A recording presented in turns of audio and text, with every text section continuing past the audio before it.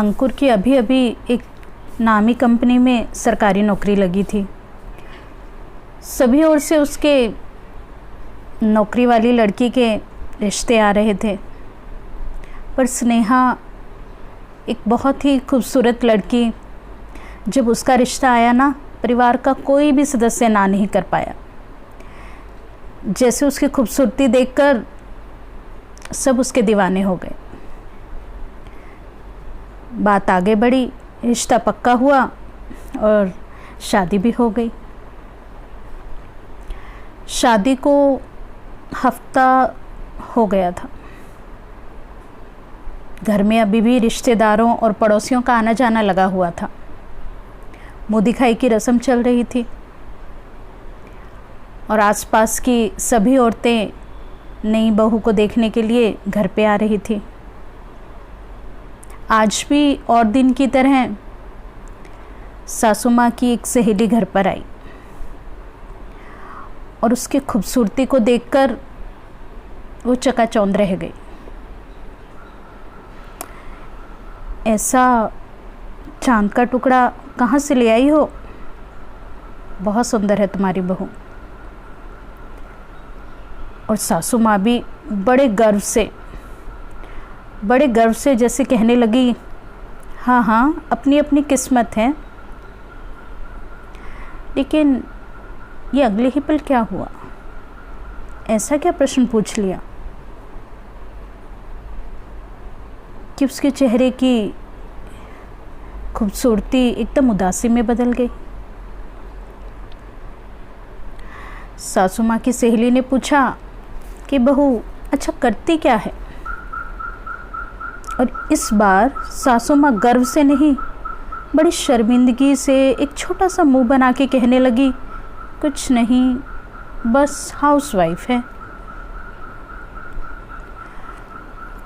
इतना सुनते ही जैसे आंटी को तो सुनाने का मौका ही मिल गया। हाँ भाई, अपनी अपनी किस्मत है। तुम तो कहती थी कि नौकरी वाली बहू लूँगी। पास वाले शर्मा जी को देखा है, उनकी बहू अच्छा खासा कमाती है। दोनों बेटा और बहू साथ साथ नौकरी पर जाते हैं, कितना अच्छा लगता है। पर स्नेहा मन ही मन बहुत उदास हुई और अपने कमरे में चली गई और सोचने लगी कि क्या हाउसवाइफ होना इतनी शर्मिंदगी की बात है? और क्या हाउसवाइफ पूरा दिन कुछ नहीं करती? और सुबह से अब तक का सारा दृश्य उसकी आंखों के सामने घूमने लगा कि सुबह 6 बजे उठते ही मैंने सबके लिए बैटी बनाई और फिर सुबह का नाश्ता, किसी ने पराठे तो किसी ने पूरी खाई। नाश्ते के बाद जब दिन के खाने की बात आई तो सासू जी को हल्की सब्जी पसंद थी, उन्होंने घिया बनवाई। अब देवर जी ने घिया मरीज़ों की सब्जी बताई और अपनी मनपसंद चीज़ चिली बनवाई। पतिदेव को शिमला मिर्च पसंद नहीं थी तो उन्होंने पुलाव की फरमाइश लगाई। इतना सब करने के बाद किचन से बाहर मैंने पाँव ही रखा था कि फ़ोन की घंटी बजी और पता चला कि आज नहीं आएगी काम वाली बाई।